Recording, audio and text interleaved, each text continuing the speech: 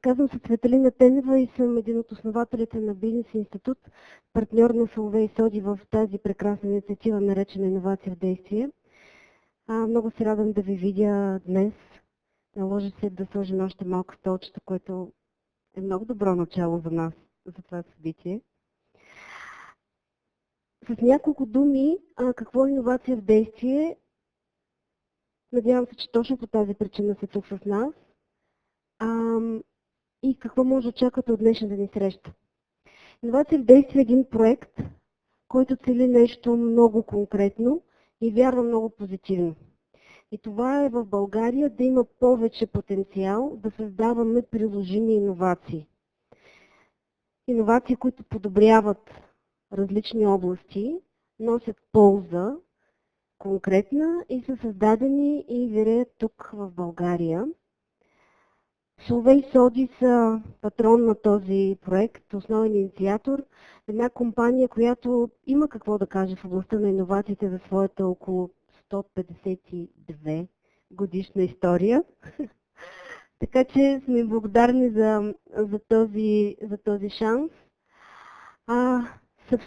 Съвсем накратко, защо твърдим, че това е един социално отговорен проект? Защото в неговия дизайн на всяка стъпка идеята е била той да дава нещо полезно на младите хора, за да могат те да създават иновации. Ще влезем в повече детайли какво е това, но като цяло идеята е да направим една комбинация от конкретни насоки, знания, умения, примери и вдъхновение, така че това, което е нужно на един млад човек, за да създава иновация, като казва млад, нали знаете, че това е по дух. Цялото няма тук толкова голямо значение. Да създава иновации, да бъде вдъхновен и да има този хъс това да се случва. Какво да очаквате от нас днес? Ние наричаме този формат отворен семинар. Да е отворен, мисля, че е ясно, да е отворен за всички. Защо го наричаме семинар? Защото от една страна ще споделим определено знание, но най-вече конкретни примери за това как могат да се правят приложими иновации в България. Тук ще поканя господин Спирос Номикос, който е изпълнителен директор на Соловей Соди и менеджер на 2014 година, за да въведе темата, за да даде онази интересна история за тези 152 години. От развитието на Соловей, компания, която е започнала наистина като един, бих казал, класически стартъп в едни други времена. Така че, Спирос, разповядай.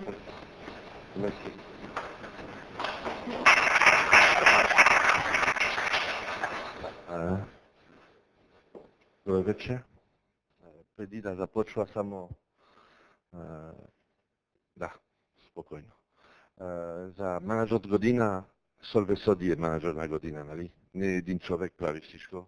Има много хора назад и това беше много хубаво.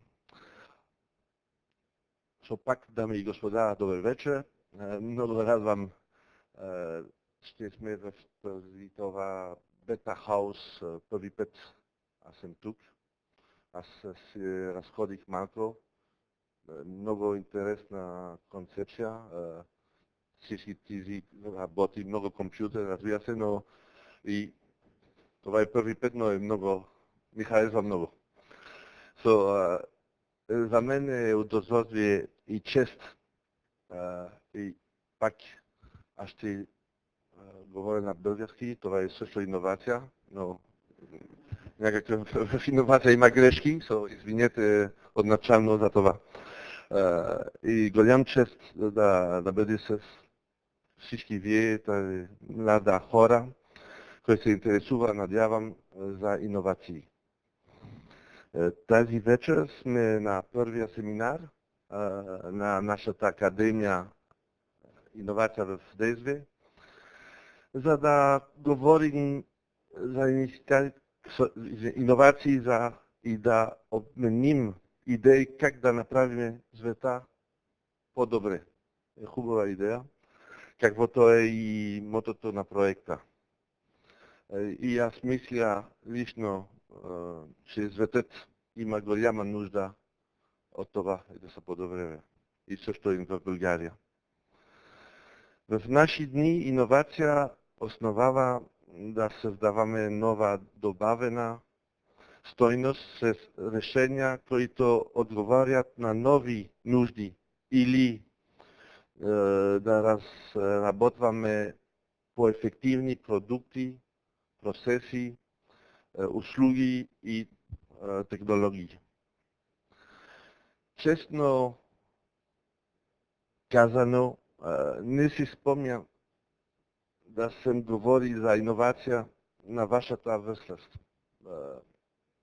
И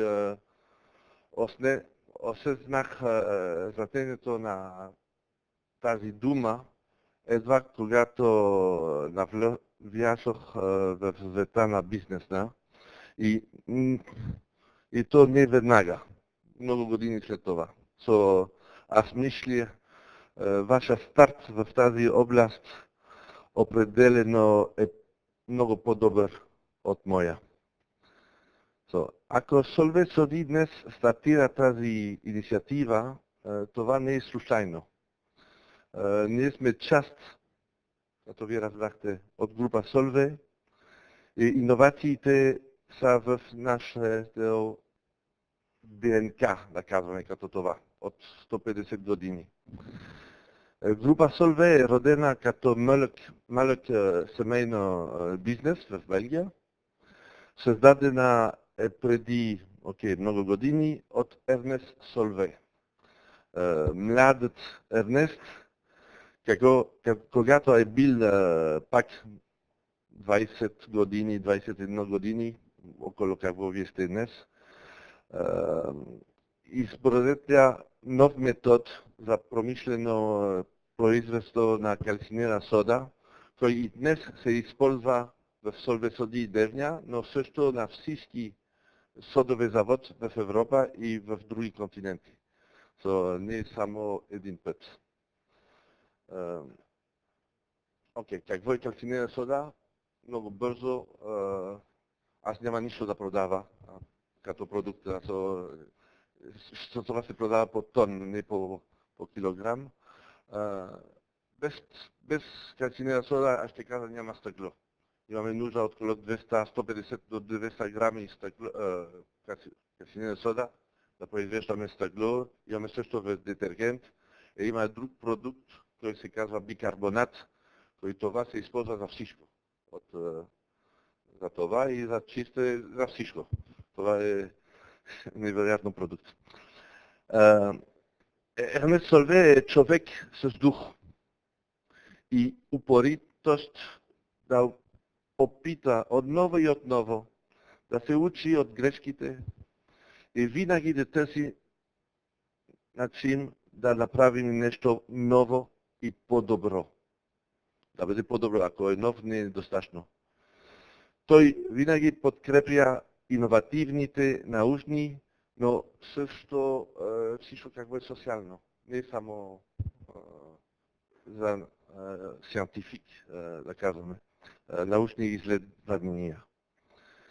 През 1903, пак много години преди, един от първа бизнес скул в света беше основана пак от него, се казва Solvay Business School в Брюксел. И също преди 120 години, 110 години инициира международни конференции по физика. И най-известната от който е тази през 1927 година, 17 от 29 участници в конференцията са носители на Нобелова награда. 17. Хора като Макс Планк, Нилс Бор, Албер Айнщайн, може да знаете, и също Мари Кюри и много други. Мога само да надявам, че след вас има един бъдещ Айнщайн или Мария Кюри, Но не е нужно да си Нобелов лауреат, за да бъдеш иновативен. Както всички вие знаете, иновативни идеи са от решаващо значение за компаниите, в които работим, или за обществото, в което живеем. Но да имаме идеи, ще кажа, не е много трудно, но не е достатъчно. Реализирането на идеите също е много важно. Това е доста сложен процес, който изисква много различни ресурси и добро планиране.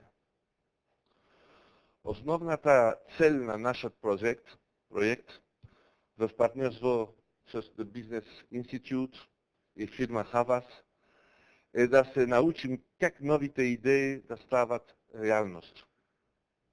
Това е образователен проект само за вас. Сега госпожа Анелия Димова, наша директор човешки ресурси и ръководител на проекта, ще ви казва малко повече за този проект. Мерси.